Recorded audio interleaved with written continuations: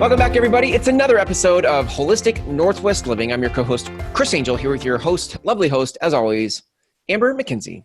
Hello there, Chris. How's it going? Hello there.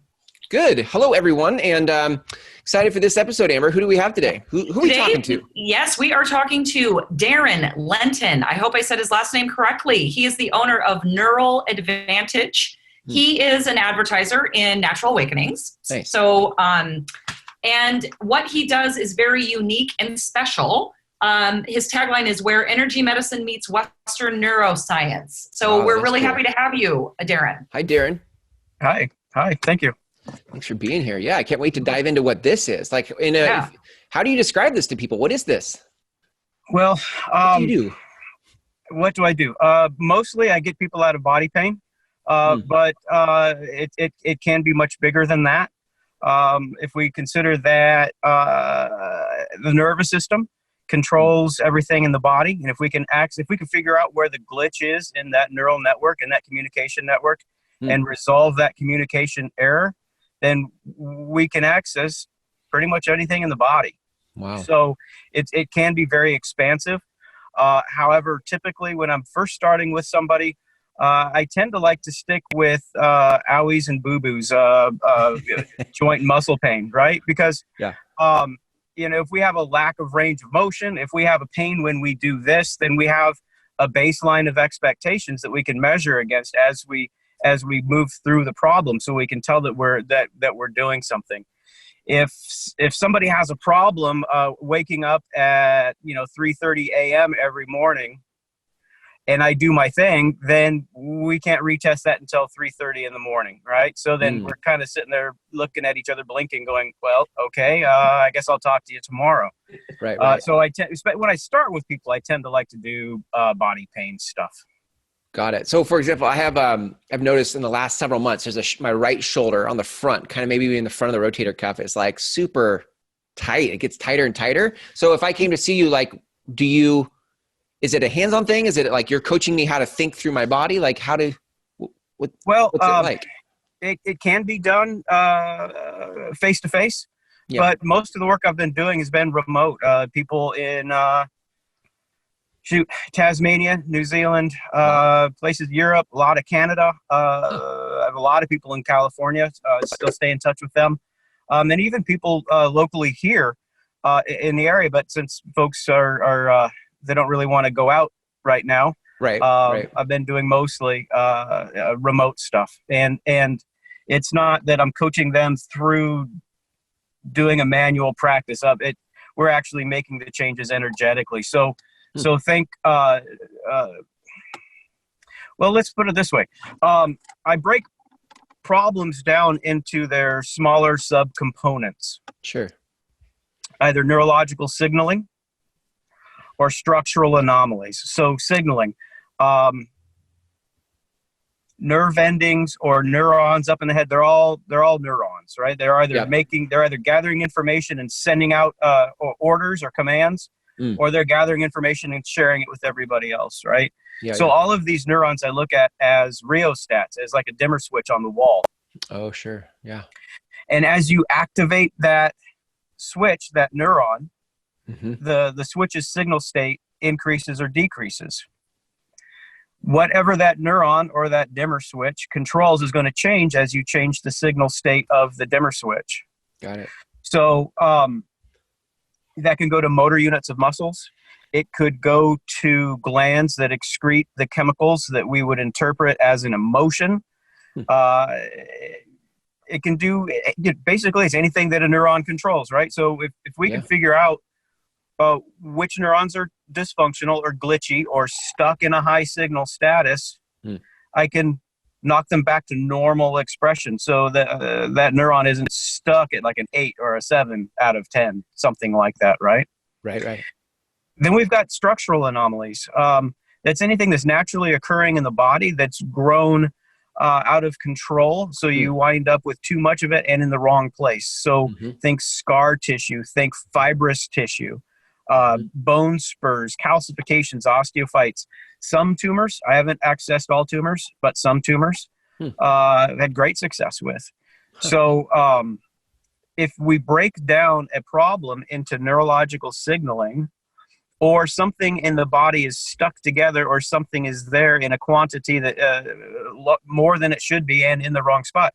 If we break it down to those subcomponents, then it doesn't matter what you call a problem. Sure.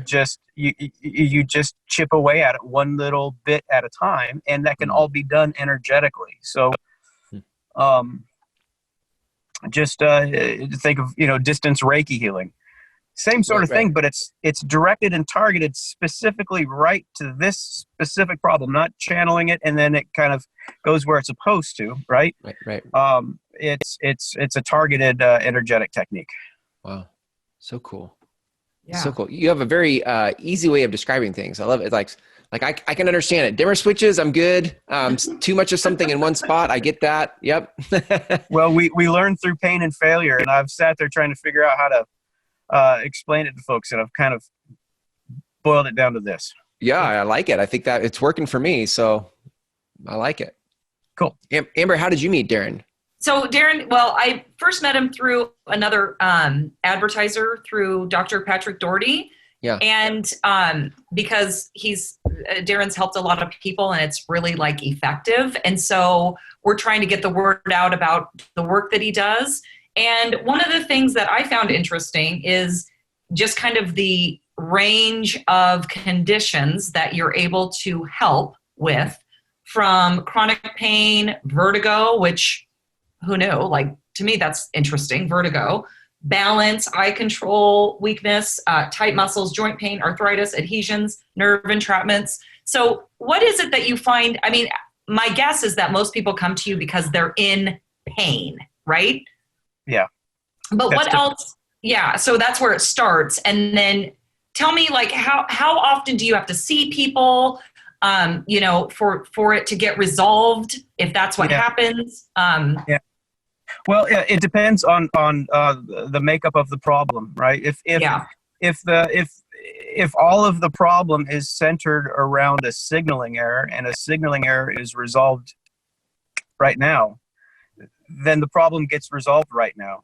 Instant, it's obvious, it's undeniable, it was there, now it's not, because you just flip the switch, right? Right. Yeah. But if there's a significant structural component to the problem, that's very much a process, because if we're changing one of these solid structural anomalies into something liquid, that allows that person's system a window of opportunity to clean this stuff out. So there winds up being a reduction in the amount of that problem, the fibrous material, the scar tissue, whatever. And the way they clean it out is largely through lymph, and we pump lymph through our body through movement, right? I can't push your nose and turn on your lymph pump. You've got to move your body to circulate the lymph, right? Yeah. So that the cool thing about that is when people drink adequate water, and they're moving a bunch, they're circulating the lymph through the system, and they're cleaning a lot of that crud out, and they're also remodeling what remains. So if it was all wadded up and binding everybody together, and in this area, and we remove some of it, and now it's kind of liquidy, and now you have an opportunity to move the body, stretch the body, and separate those tissues, those muscles, tendons, whatever stuck together, fascia. And if you keep it moving while whatever doesn't get cleaned up settles back down, then you're way ahead. And so it's a lot like a blacksmith when they put the iron in the forge, right? They heat the iron up. When it gets to the right temperature, they take the iron out and they reshape the iron into their shape. But if they can't get it done in that one heating, well, then they have to reapply more heat to get the iron back up to temperature, pull it back out. So it's a process like that, right? Okay. So I at the risk of sounding elusive, and how many sessions is it going to take? It really just depends. How much of the problem is derived from structural problems. How big and how dense is it? How old is it? And also, what is that person's condition or ability to process this stuff out? Not everybody has the same capacity to clean this stuff up, you know? Right.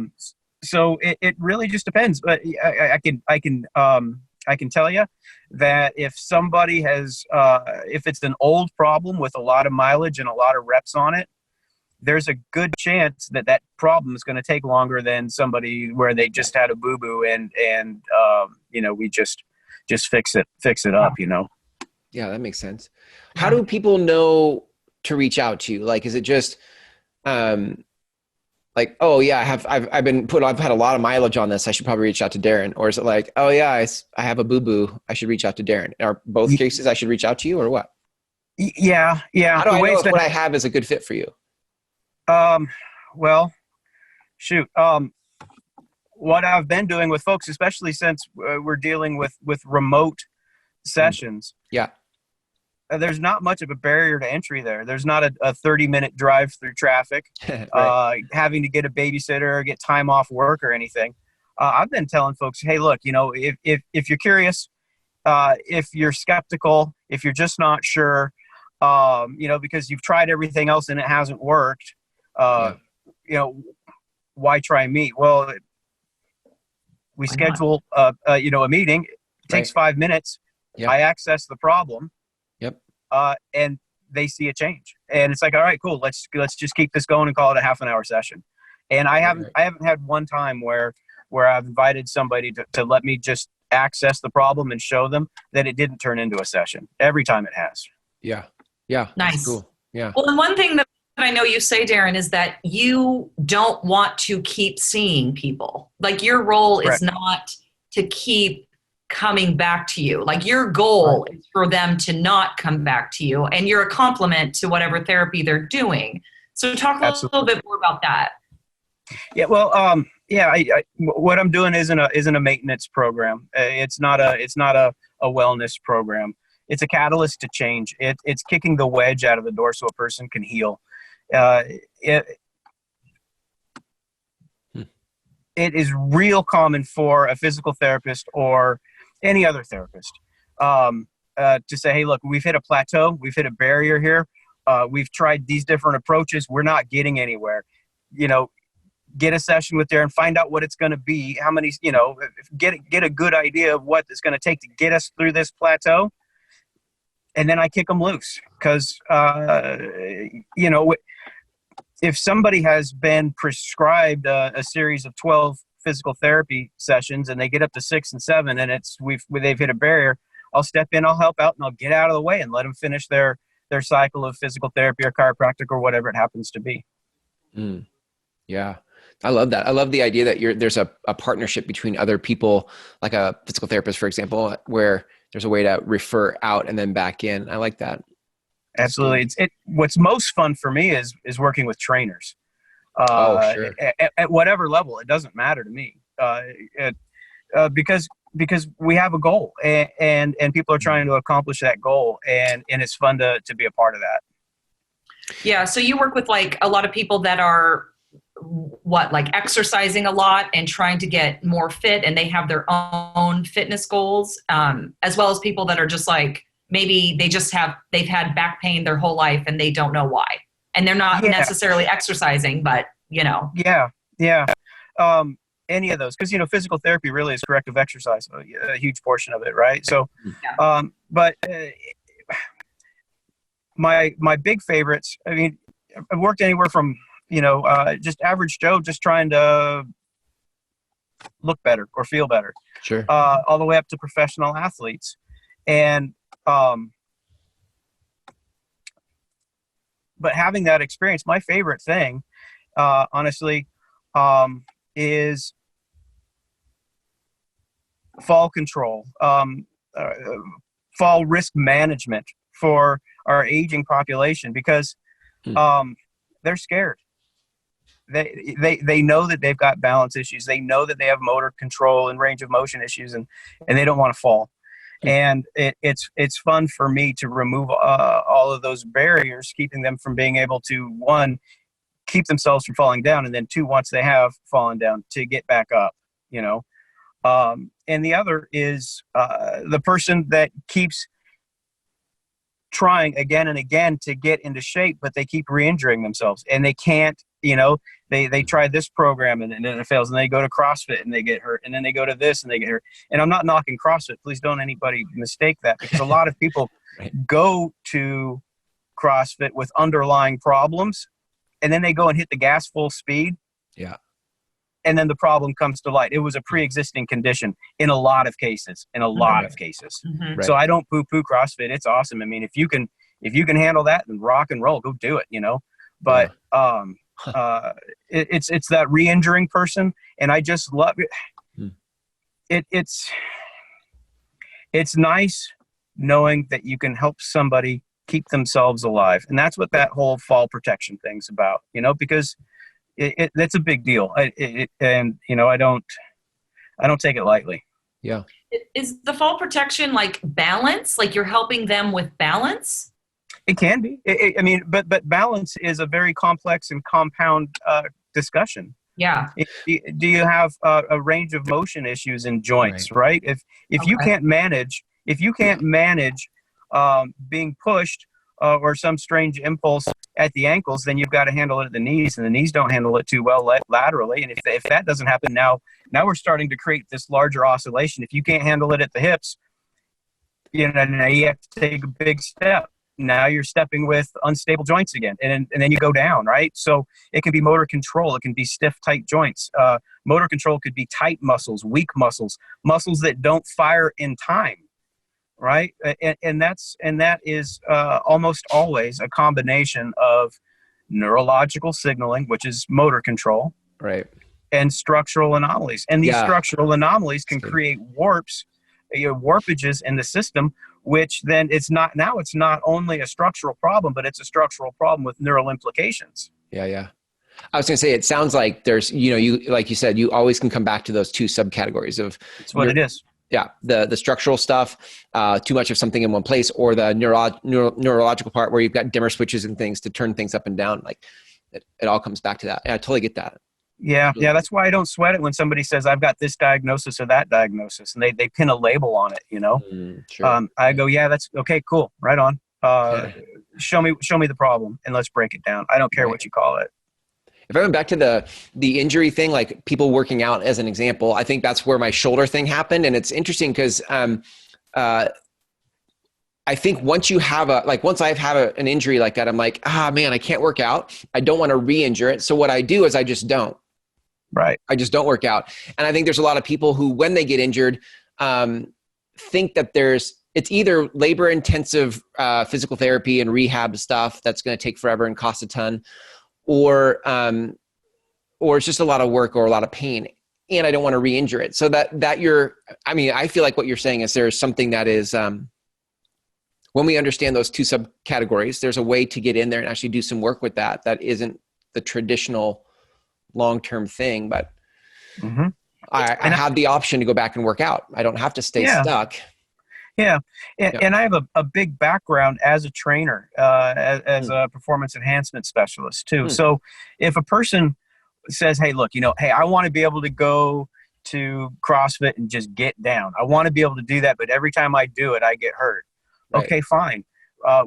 We can, yes, it's a therapy session, but it's also movement training, right? Right. And we can move somebody through a particular movement and clear out all the obstacles on the way. And the next thing you know, we've cleaned up that pattern and it's clear to train.